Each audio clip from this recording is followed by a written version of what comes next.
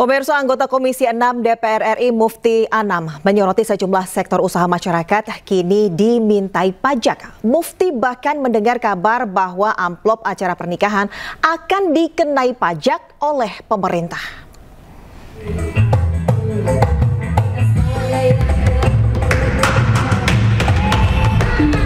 Beban hidup makin berat, pemerintah tekan masyarakat dengan beragam pajak. Terbaru pemerintah bahkan berencana kenakan pajak pada amplop acara pernikahan. Anggota Komisi 6 DPR RI Mufti Anam membahas hal ini dalam rapat kerja dan dengar pendapat dengan Menteri BUMN dan Kepala Badan Pelaksana Pengelola Danantara kemarin di gedung DPR RI. Mufti menyoroti sejumlah sektor usaha masyarakat yang kini dimintai pajak, termasuk soal amplop acara pernikahan yang akan dikenai pajak oleh pemerintah. Para pekerja-pekerja digital kita semua sekarang dipajakin. Bahkan kami dengar bahwa dalam waktu dekat orang yang mendapatkan amplop di kondangan, di hajatan juga akan dimintain pajak oleh pemerintah. Ini tragis. Nah, sehingga ini membuat rakyat kami hari ini cukup menjerit. Anggota DPR RI dari fraksi PDIP ini pun mempertanyakan alasan pemerintah gencar kenai pajak untuk masyarakat. Apakah karena sumber utama penerimaan negara yang hilang karena dividen saat ini diberikan kepada Danantara dan negara malah kehilangan pemasukannya?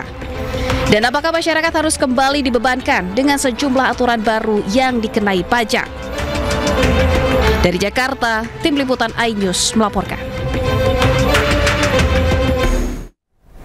Sementara itu, Direktorat Jenderal Pajak menegaskan bahwa amplop kondangan akan kena pajak tidaklah benar. Direktur Penyuluhan Pelayanan dan Hubungan Masyarakat DJP Rosmauli menyatakan, sesuai Undang-Undang Pajak Penghasilan, setiap tambahan kemampuan ekonomis, termasuk hadiah atau pemberian uang, memang bisa jadi objek pajak. Namun apabila pemberian bersifat pribadi, tidak rutin dan tidak terkait hubungan pekerjaan, maka tidak dikenakan pajak. Rosmauli pun menambahkan DJP tidak memiliki rencana untuk memungut langsung pajak dari amplop acara hajatan.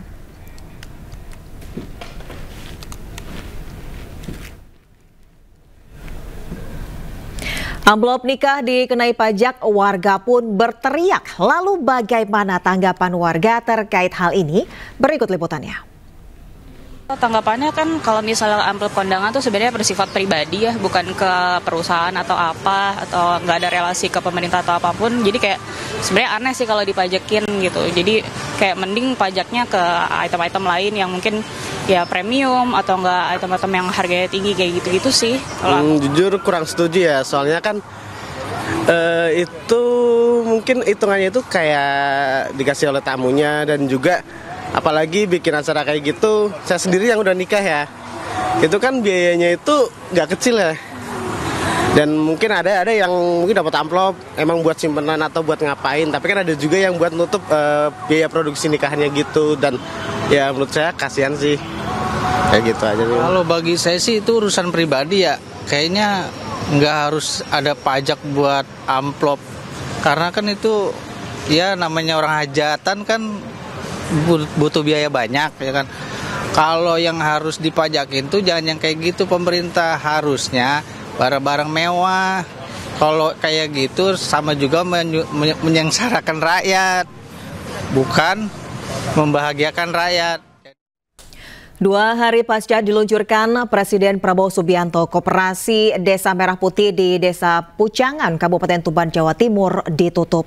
Sejumlah warga yang ingin berbelanja pun terpaksa pulang dengan tangan kosong.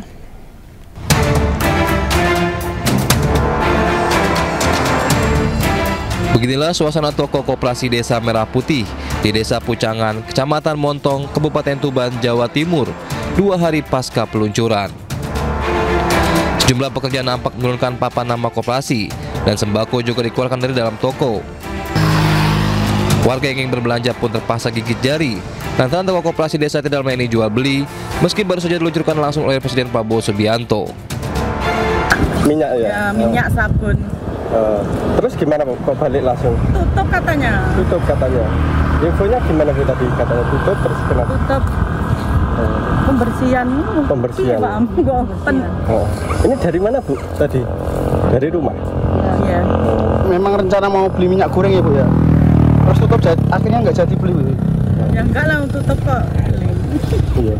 Bu, ini kok dicopoti tahu Bu? Kenapa? Ini sudah berdiri lama Bu ya ini? Sudah. Biasanya buka Bu ya? Baru diresmikan. Sementara itu, Kepala Desa Pucangan mengaku ada kesalahpahaman komunikasi saat peluncuran Koperasi Desa Merah Putih Senin 21 Juli lalu. Kesalahpahaman itu membuat mitra koperasi menarik diri dan mengambil kembali seluruh barang yang sudah dikirim. Kemarin itu terus terang sangat grogi karena apa, kita berhadapan dengan langsung dengan Bapak Presiden. Padahal kapasitas saya sebagai kepala desa tidak harus menyampaikan sesuatu karena itu adalah ranah dari ketua KDMP. Nah, secara tiba-tiba kita dapat mic, terus terang saya ngomong seadanya seperti itu. Jadi yang kita sampaikan itu saya betul-betul lupa untuk menyampaikan bahwa support kita adalah Pondok Pesantren Sunan Derajat. Kedepannya semoga Sunan Derajat dengan permintaan maaf saya ini tetap mau bekerja sama dengan kita, sehingga kita dapat tetap menjalin kerjasama dengan Pondok Pesantren Sunan Derajat. Pemerintah Desa Pucangan pun secara terbuka meminta maaf ke mitra koperasi Pondok Sunan Derajat dan berharap kerjasama bisa kembali dilanjutkan. Dari Tuban, Jawa Timur, Pipit Ubawanto, iNews melaporkan. Anda kembali di iNews Siang, pemirsa. Gempa magnitudo 6,3 mengguncang Kabupaten Pohuwato, Provinsi Gorontalo pagi tadi. Gempa terasa hingga kota Gorontalo.